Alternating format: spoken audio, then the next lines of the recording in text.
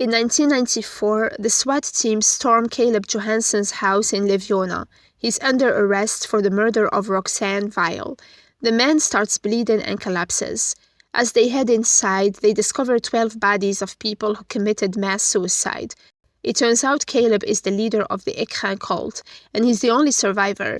Roxanne, a 17-year-old student, was found stoned to death with one half of her face smeared with anthracite. In 2024, Solal is a journalist working on the Caleb investigation. His daughter Ida, who does web sleuthing, calls him and hears as her dad gets hit and kidnapped by a hooded figure. She drives to Livonia and meets with J-Ro as she found his picture in her dad's folder.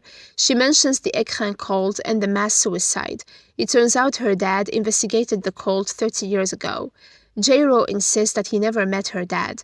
She heads to her car and it appears as if someone is watching her.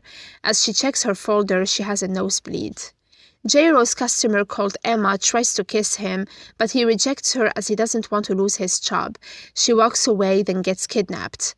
J-Ro heads home that night where he lives with his uncle. The latter still has painful memories about J-Ro's mother's death. J-Ro calls his ex, Anais, who keeps him from speaking to his daughter. She says she needs time to process things as she is worried he'll end up in jail. She reveals that she hired a lawyer as she wants sole custody. In her dad's hotel room, Ida takes off her wig. She takes a picture of a key in the case file and asks her followers for help identifying what the key opens. Caleb calls, thinking he's speaking to Solal, and scolds him for failing to bring him J-Ro. Emma is tied up in a cave and someone is covering her face with anthracite. A detective pays J-Ro a visit. It turns out he is on 6 months probation for possession, supplying, and transferring narcotics. He explains that he was a bartender at a club and did favors for the wrong people. That's why he reported the drug ring. She questions him about Emma, the girl who went missing, as he was the last person who saw her. He's quickly released as Ida shows up at the station and gives them J-Ro's alibi. She admits that she was following him and insists that she needs him to find her dad. She wants to take J-Ro to the asylum to meet Caleb, but he refuses. She tases and ties him up. She threatens to retract her statement if he doesn't accept to see Caleb and ask for her father's whereabouts. Detective Gio believes that these multiple unsolved disappearances are linked to a cult. She takes a sniffer dog to search for Emma and finds an old mine entrance. She spots 2 men wearing yellow suits and tries to question them, but an explosion occurs and the men vanish. Caleb tells J-Ro that the flames that devoured his mother Juliet are burning still. He calls him the son of the chosen one and warns him that the flames will return to consume him and his descendants. Caleb tells Ida that he's not able to heal her anymore. A flashback shows a 7-year-old J-Ro waking up at night. His mom committed suicide and set fire to their house. Emma is found buried under the ice.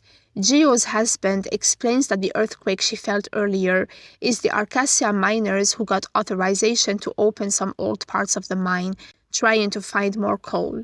J-Ro and Romeo head to a party that night. The venue is Caleb's abandoned house. They're obliged to put anthracite on their faces as it's the sign of purification. Ida gets a call from her doctor urging her to resume her treatments. A flashback shows little Ida hospitalized. Her dad checked up on her and offered her a laptop so they could see each other remotely and she could talk to people from all over. Her followers discover that the key is an old Austrian brand that opens a garage in Livonia. She heads there and finds Solal's storage unit. She checks a videotape titled Juliet. J-Ro gets high and beaten by some people who accuse him of killing Emma. He flees and heads to Ida's for help. He's worried the police will pin Emma's murder on him. She shows him his mother Juliet's tape. It turns out his mom was Roxanne's friend, the student who died in 1994. In the tape, Juliet explains that Roxanne was the one who wanted to visit the house at the lake. Caleb told Juliet she was special. Juliet told Solal in the tape that Caleb didn't kill Roxanne.